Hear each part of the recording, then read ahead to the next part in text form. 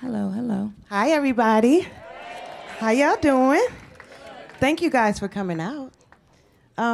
Did he introduce you? Yes. Okay. I want to just remind everyone, this is Aaliyah King, who was the co-author of my very well-received New York Times best-selling memoir, Keep the Faith. And she is a great girl, and I love working with her, so I thought it would be great for her to do the moderating for this event tonight. Love it. Thank you.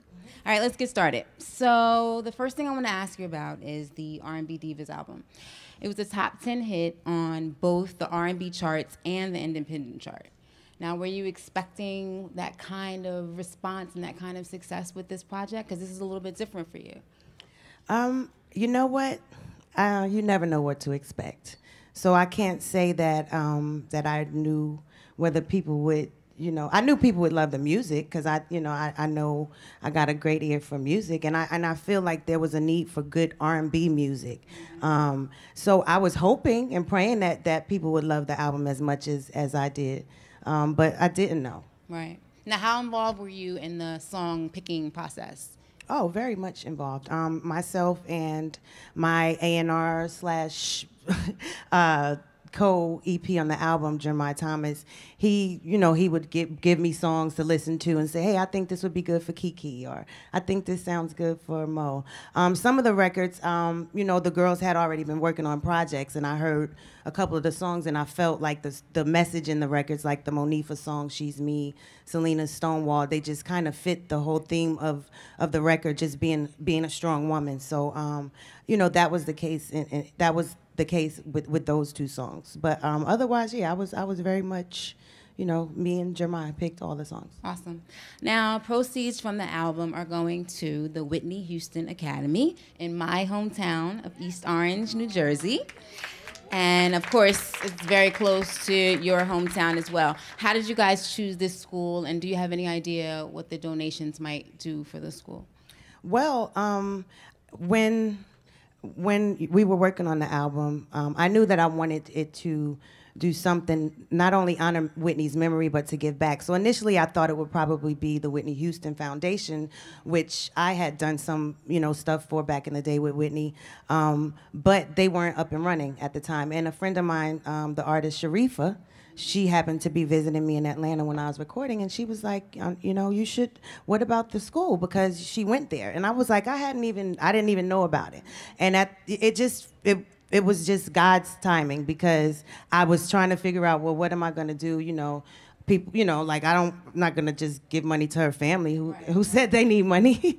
I mean, you know what I'm saying? If they did, I would totally do that. But I mean, it's not like they were out raising money, you know what I mean? So I was like, you know what, that's great, because music in schools played such a huge part in my life growing up, and it's not as available as it was back then. So for this school to cater to the arts and to actually bear her name, I thought it was a great way to honor her memory as well as give back to the community. Absolutely. And support the arts in schools. Absolutely. Okay, so it's not easy to release well-received albums for 20 years. This is your 20th year in this business. You have seen it all, and you've seen a lot of artists come and go. What do you think has helped you remain so prolific? There's not a lot of artists that can say, I've been consistent for 20 years. Well, I think that it is definitely first and foremost God, because I don't really have a real theory to, how to stay consistent or how to still be relevant. I think the fact that I totally, I just really feel like my fans enjoy me doing what it is they've always enjoyed. So I don't really try to switch it up and just throw a curveball. I mean, I'll try different sounds and different writers and producers, but there's just something about, I think, what I add to a record. Maybe it's my arrangements, and I have a pretty well-rounded musical palette, so that seems to be what my fans enjoy in any way that I choose to give it to them. So I just try and do what it is I feel in my heart, and hope that they still riding with me, which they seem to be. Ain't that right, Shanklin? Okay. What about, I see you're on Twitter. How do you feel At about Faith Evans. the social media aspect of it? Is it a little hard to get used to?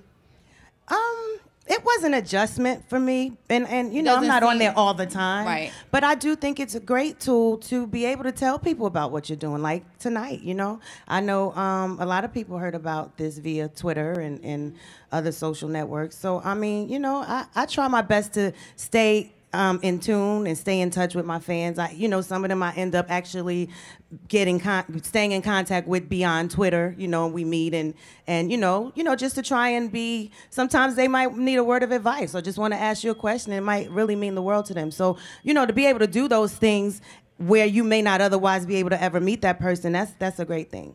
Is there anything in the digital era that you're just like, you know what, y'all can have that. I'm not ready.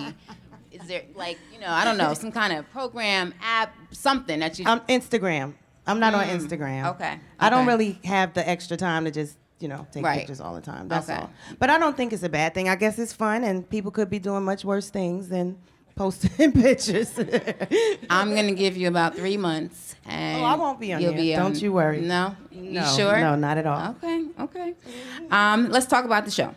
R&B Divas set a record for TV One. The premiere was the highest rated show in TV One history. They had nearly 1 million viewers on the premiere night. Thanks to everybody for tuning in. Why do you think audiences connected so well with the show?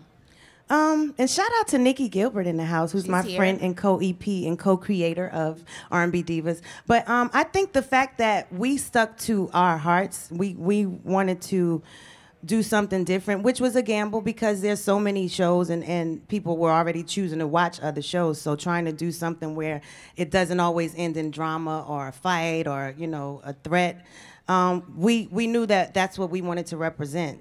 We didn't want us. I know I wasn't about to be looking crazy on TV. Otherwise, you know, I can't do that. And you know, I'm just glad that people chose to watch it and people appreciated that. Right. You know, so I guess that there are good people who want to see positive things, you know, take place, you know, but yet they still enjoy, you know, going on the ride with us on our personal journeys and our careers and stuff, which you get a lot of that in the show. But it's about the resolution and the helping each other come through our situations or being that person to give the advice to your sister, because you know that's really what it was about when we created it. And so it's a blessing that people did like that and want to see it, and that we got picked up for a second season. Nice, very nice. I have to be really honest with you. When we were talking and you were telling me about the show, I was like, oh my goodness, I just couldn't see it. Because, you know, reality TV, not that you don't have it in you, because we know you do, but I was wondering, how is this going to play out on TV? Are people ready to see positivity in a reality show? And you proved that they are. Do you think that can continue with other shows, now that they see that you don't have to throw glasses and beat people up? I hope so. I mean, I'm working on developing a few other reality shows that, you know, although they're not about R&B singers, but you know, I don't want to be a part of something that just results in negativity or just craziness and train wreck TV, I guess you could say. And I really hope so. And I really hope that it continues this year on our show. I mean, you know, I must say that, you know, when people see shows and you know, they always hear people saying something about editing.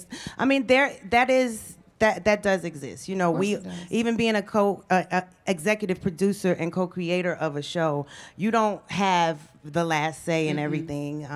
The network has the final approval. And how do you handle that? Is that frustrating?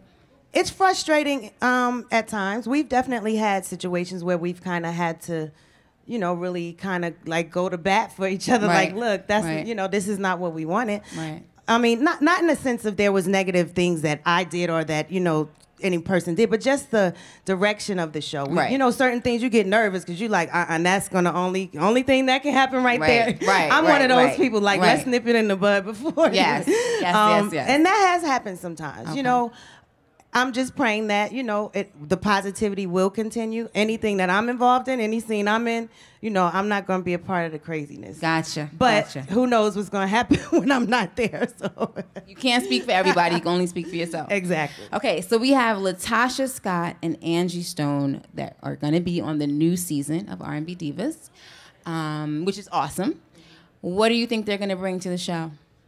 Well, having known both of them for a while, it's been a while since I've seen Tasha until we recently started production. But she's such a sweetheart. She's like very laid back, calm, and kind of just easygoing. She reminds me a lot of myself in that sense. Angie is Auntie Angie, honey. It's another She's story. Gonna tell you like it is. I mean, and so she brings a certain feistiness and a certain wisdom that we all respect. Right. She brings that, and I look forward to people enjoying just kind of catching up with them and seeing what's going on in their lives too. Okay, awesome. What is your biggest challenge for the show right now? Is there anything that you just really like, I need this to work out properly? I think what we just talked about, just making sure that the show stays on a positive note. And in TV, they want you to, come back after the commercial and have a cliffhanger. And so sometimes they may think that, if we make it, a crazy scene and people think there's going to be something going on, and then it may not really result in drama. But I'm like, I don't think you have to do that to have good TV. Right. Look at T.I. and Tiny show, for example. You know what I mean? I know that it can be done, but I don't run everything. It's not my final say. It's not Nikki's final say. But what we can do is stick to our guns and try as producers to always make sure that when our opinion is asked and respected, that that's what we're telling them. Which is, that ain't gonna change. Well, we can't control other people. No, Let's you just can't. remember that. You can't. I was curious today, and I looked up your discography on iTunes. You have released 7 full-length albums, including R&B Divas and your holiday collection. How have you grown as an artist since 1993, and what do you plan to do for the next decade to keep growing? As an artist, I have grown in the sense that I own myself. Number one, I mean, I'm definitely way more of a business person. I mean, I better be after 20 years, in the game, and to still be able to be here and have people listening to my music and caring about what I'm doing and what I have to say. I know that that's God put me here for a reason. I have a responsibility. So, I'm just gonna continue making great music. I'm working on a lot of TV and film stuff, and hopefully to continue to build on all the talents that I have, because it does extend way beyond being able to sing and write a song. I'll be having a million ideas, so I promise myself that I'm gonna start actually really trying to make them happen, as opposed to, I got this great idea and then writing it all out and not taking the meetings, Yes, So that's my goal to just see a lot more of my projects that I want to do, films included, just kind of take form. And my next memoir, which we about to be working on soon. Right now, girl, just give me the call. My next book, rather. It's not a memoir, but. How are you juggling life right now? You have a lot of stuff going on. Family life, music life. How do you get it to intersect right? Because it's hard. It's very hard to balance those things. It is hard. But it's only hard when I think about it and say, hey, I guess it is hard. But, because I'm so used to just keeping it moving and you got to do it. And, right. I don't know. I just pray and just, believe that God is going to help me figure it out. He always does. I mean, and I, of course, keeping positive people and people that you can depend on that, that are a part of your team. You know, where it's not about money. It's not about, these are people who any just of those care things, about people that you. just kind of help you make it happen. So, I think that if you try and be a good person, good things come to you. And that's something that I definitely try to, I try and think about other people and be considerate and polite and, try and help people when I can. So I don't really worry too much about balance. Yeah, I don't worry about it. I think I worry more about when that check is going to come so I can pay the mortgage, but... Right. But everything else is cool. Yeah. I'm sure that out there tonight, there are people who want to be in this business, want to be sitting in this chair with that microphone in their hand. What do you say? Because it's very different than when you started. And the market is very crowded, and there's a lot more people who are competing for the same stuff. What do you say? How do you make yourself stand out? That is an excellent question.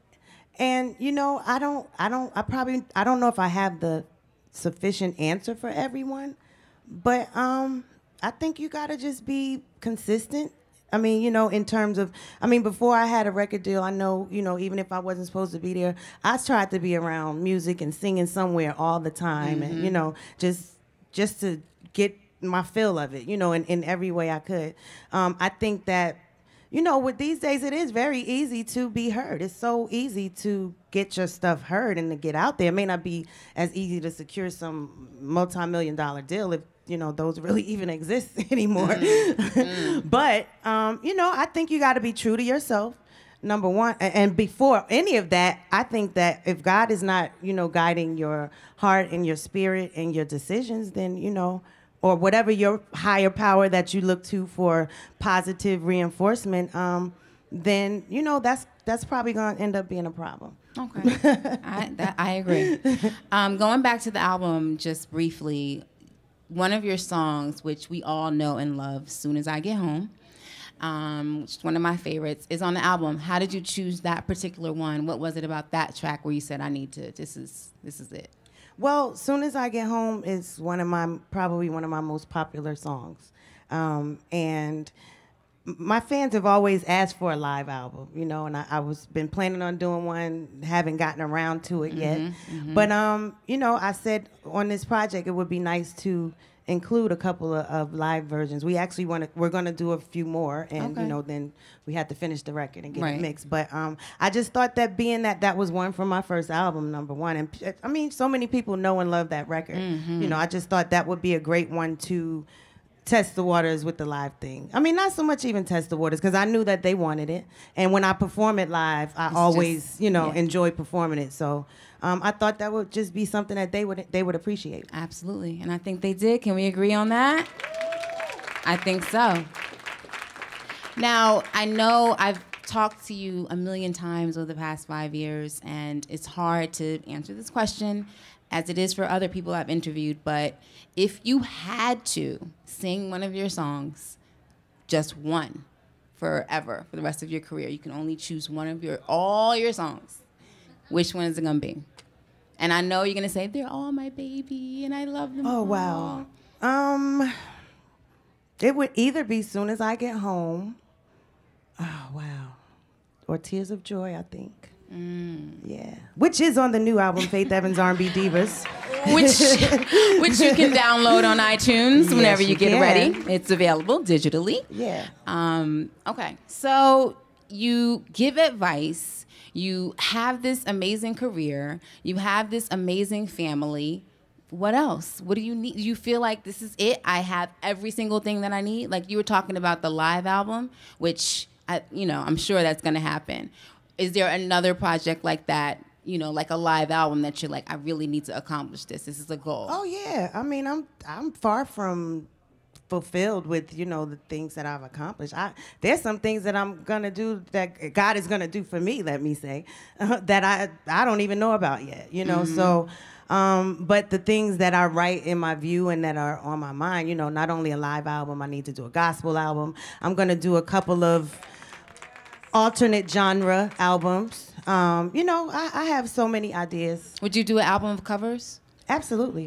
I want to do a duets album with all guys. I like this. I have a lot of different ideas. You know, but I just tend to try and, you know, I don't like to be overwhelmed or to commit to something and can't really see it through. So I might, you know, put little things out there, put a bunch of stuff on the fire and see which one bubbles first. That's usually kind of how I do it.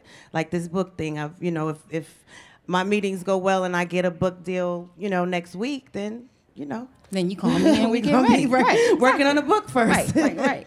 One of the things that I have noticed about you, and correct me if I'm wrong, one of the things that you haven't really added to your repertoire is bringing other people out.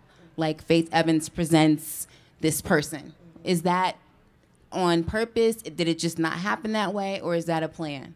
Well, it's definitely on purpose because number one, I'm I would much rather be the one to help guide someone in the right direction and go on my way.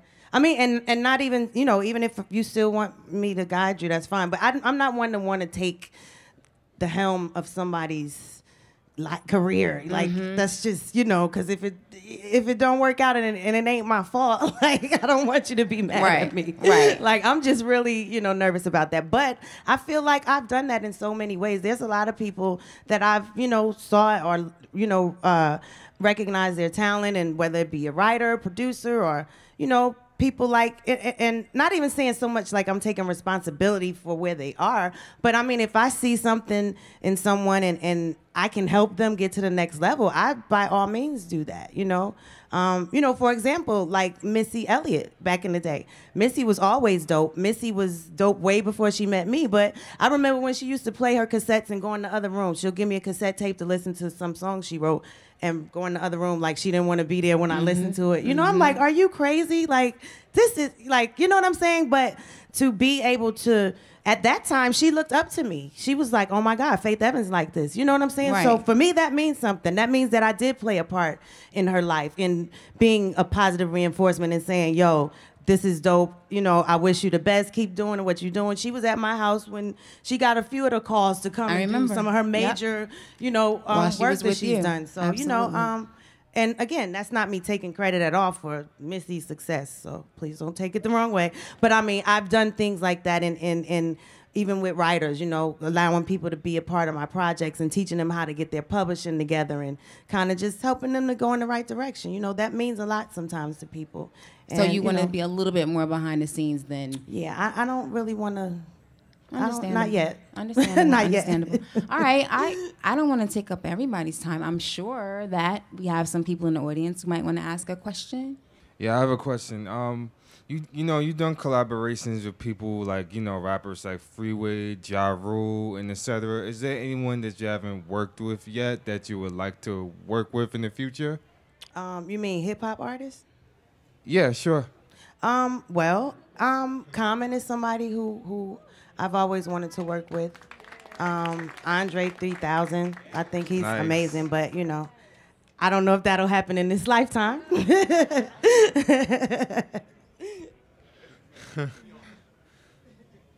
All right. Shout out to my family from Jersey in here. Hi, Faith. My name is Linwood. Your voice is amazing. Thank you. And I read your book, and I follow you, so I know that you're inspired by the Clark sisters, primarily Karen Clark Sheard. And she has this famous thing she does with her voice. It's called the echo. I wonder if you know how to do that, because I know she's one of your vocal inspirations. Like, can you do the echo? I don't know. You don't know? I may have done it before and didn't know that. I don't know. I think I know what you're talking about, but I mean, I don't knowledgeably do it that I know of. I don't think, right? I don't think so. But I know what you're talking about. There's many things that she does that I can't do. Trust me. So I thought he was about to say, can you try out a little echo right now? I was like, whoa. I see. Hi, thank you, Faith. I respect and appreciate what you've created. My question comes from being a songwriter and trying to negotiate lyrics and messages. How do you go about making the decisions, knowing the impact that it'll have on people? Or what advice would you have for a songwriter and an artist about your word selection, your choices, your messages, what to put out or what not to, regardless of the pressure or the influences? Well, I think being a creative person, it's probably difficult to try and what's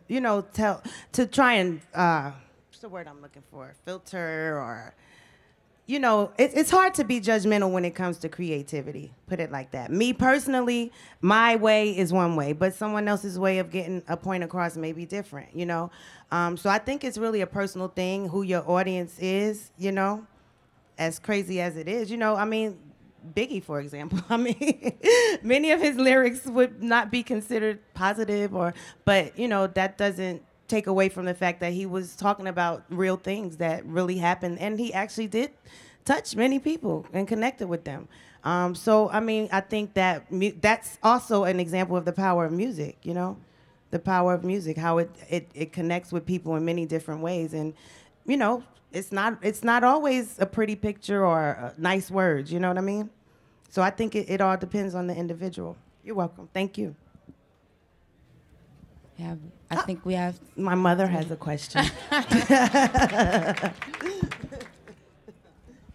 How soon are we going to have to wait before we get a gospel album? You know I ask all the time. Well, Mother, I want to do a gospel album really bad, but I don't know, I really want to wait until I just feel like, I just don't feel like now is the time. I really don't. I've wanted to do it probably 2 albums ago, but then, you know, something may have happened and I had to do this thing at that moment.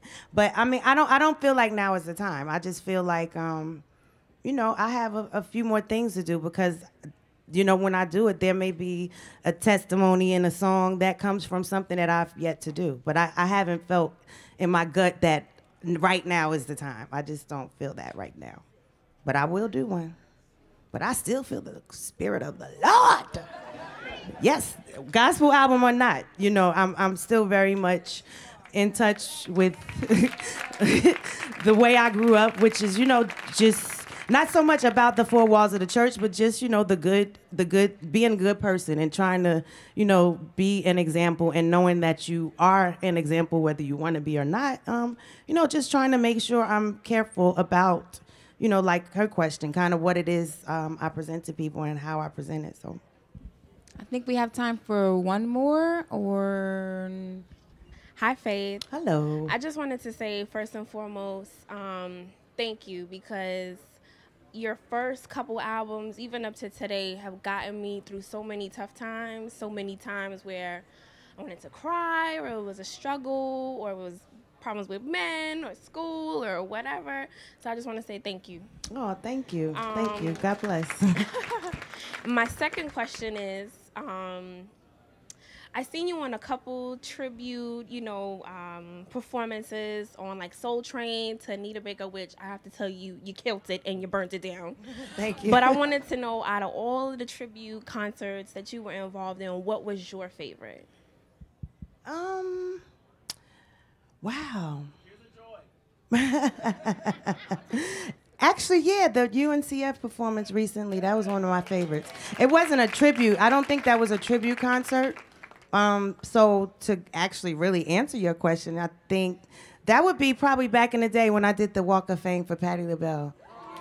Because that was, I don't know, for some reason, it may not have even been my best vocal performance, but I just remember that night. We had a lot of fun, and it was like my first time really hanging out with Jill Scott, and I was already in awe of her. So I don't know, that was a memorable night that I did a tribute. That was definitely one of them. Thank you. Hi, my name is Justin Hunt. I'm a big fan, Faith. Thank you. How you doing? I'm doing well. We hear a lot about how technology has made things so much easier for aspiring artists of all types. You don't need to carry your records around if you're a DJ, for example. But the human voice, that doesn't seem to adjust with technology. You've been performing... That depends on who you ask. There we go. There we go. This might be halfway to my answer. 20 years in, 7 albums. You're one of the most respected singers in my lifetime. Oh, wow. How much... Yeah. How much time and effort do you still have to put into maintaining your voice so that it still sounds so crisp after all these years? I do not. I will admit, I definitely don't take care of my voice like I should. Like if I hired somebody to tell me, you know, all the things I'm doing right and wrong, I know I would be in trouble. But I don't, believe it or not, I don't really sing a lot. Like I don't sing around the house all the time, and you know, I have like so much stuff to do all the time, so I don't really sing a lot. But when I am getting ready to sing, I have my whole regimen, and you know, gargling with salt and hot water is probably my #1 thing that I do because it seems to kind of help out in a clutch, like real quick, right before I go on stage, and I just don't talk to anybody for like 10 minutes before I go on. But you know, I think that's probably my #1 thing that I do to take care of my voice. I don't really do exercises like I should. I'm the worst. to be a singer. But it still sounds pretty good. I think my voice sounds better. But I'm definitely, I've told myself I'm gonna also start trying to like do it throughout the week as opposed to just when I have to sing. So maybe I'll sound even better next time.